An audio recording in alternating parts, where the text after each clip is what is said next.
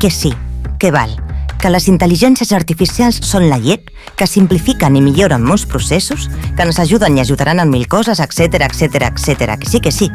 I després, que s'hi vinga debat sobre si les IA aconseguiran desenvolupar consciència pròpia, si arribaran a sentir i bla, bla, bla, bla. Bueno, i si parlem de la convergència entre IA i robòtica, ens dona un pasmo. Una dada tonta. En aquesta felicitació s'han utilitzat diverses intel·ligències artificials. Nosaltres estem fetes amb una d'elles. Però sabeu una cosa? Si darrere nostra no estigués la Meritxell movent els nostres fils com a bona titellaire, poc faríem nosaltres. I la Meritxell poc faria sense la Teresa, que us ajuda amb la comptabilitat a vosaltres, o sense la Mar Oliva, la tècnica d'administració més guai. Però què farien la Teresa i la Mar sense en Carlos, l'Aroa o l'Almudena? I què farien elles sense la Mar Bassi, en Joan o la Noelia? I la Laura i l'Helena? Què faríem sense la Júlia, la Vera, el Pau o la Maria? I sense la Susana o la Lucía, què faria la Marta, en Marc, la Míriam o la Brigitte?